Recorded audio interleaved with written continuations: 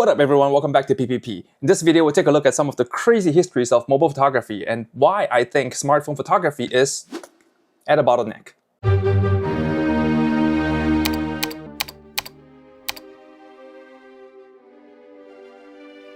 But before we start, this here is the very first instantly shared photo. It was taken by Philip Kahn on June 11th, 1997. It is a photo of his newly born daughter, Sophie. He DIY'd a system combining a phone and a digital camera and was able to take a photo and shared it with over 2,000 people instantly via email. I've always found this story fascinating. It marks the very beginning of phone photography and changed the way we share photos forever.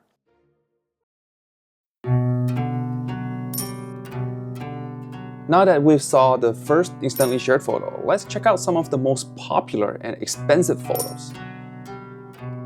This might sound a little controversial, but I feel photography started to be less authentic long even before the AI era. Some of the most expensive photos are either modified or manipulated.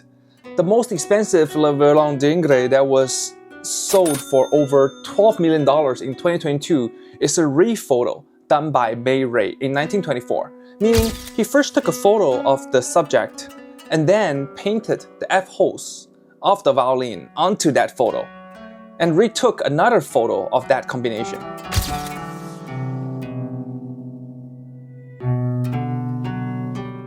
And given we're talking about ray photography, we must talk about this guy. His name is Richard Prince, and this man has made good money just by ray photoing old magazines and advertisements. First, we have this one called Spiritual America, where Richard rephotoed an 80s adult magazine and made minimal changes, just framing, cropping, enlarging. And this was sold for almost $4 million in 2014. And Richard is also known for his cowboy series, where he rephotoed different images from the Marlboro cowboy advertisements. And just by cropping out all the text, the logo, and context, these freaking cowboys, they generated, now this is a conservative number, well over $50 million at auctions and gallery sales.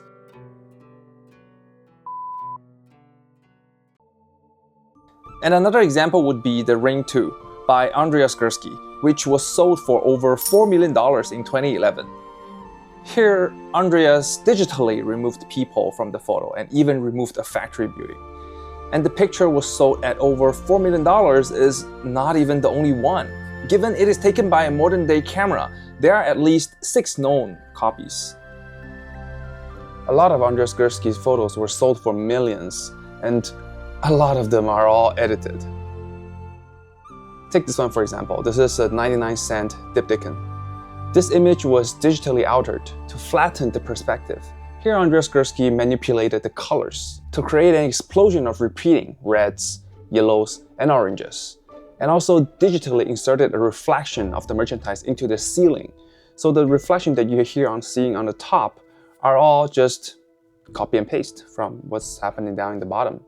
Personally, I have learned to accept modifications like colors and contrast, but removing things that were there or adding things that were not present is something that I am still not able to appreciate. What about you? What is your point of view on the matter? I'd love to know what you think in the comments, and also consider giving this video a like and sub to the channel if you enjoyed this content.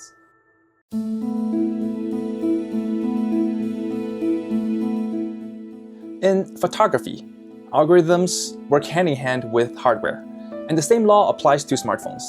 And being portable consumer electronics, smartphone photography, I think, are currently at a bottleneck where we cannot increase the phone size and weight further to fit the more advanced camera hardware. The size and weight of modern-day smartphones cannot and should not increase further. And I also think external lenses are not the way to go, because if you're okay with carrying additional hardware or gadgets, then why not go for the obviously better alternative?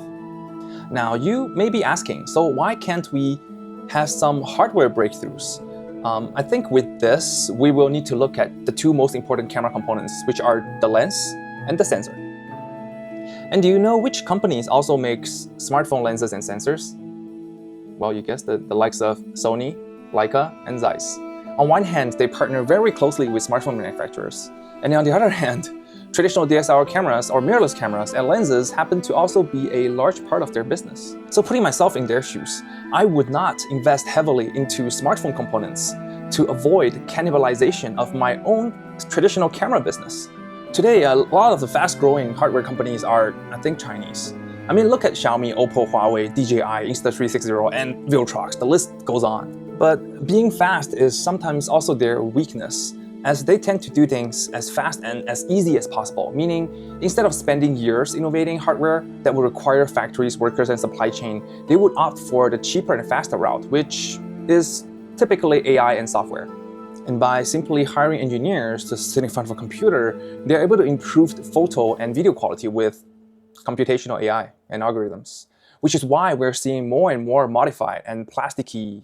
Oh, my light just went off. A lot of my photos could very well be affected by AI, so it's pretty sad. So with hardware hitting the bottleneck and with the continued improvements of AI, I believe in 2026, we will continue to see AI and software playing a big role in smartphone photography, which by now, I'm not sure if it's a good thing. And if some of you are thinking, those photos on flashy images on social media, they look so good, so colorful, and that makes your work look poor in comparison, I say please don't let them get to you, because you're your own protagonist and you should enjoy this hobby your own way. And a lot of those photos are definitely hardcore edited or heavily modified. Bruh. The next video should be on this Poco F8 Ultra, which I think is a big upgrade over the previous F7 Ultra. And this device is launching at the end of November. In the meantime, check out this video if you're interested in taking your photography up a level, and the camera that I recommend. And always be proud of yourself and your work. I'll see you soon. I want to share that I'll be away for the rest of the year, so this may or may not be my final video of 2025.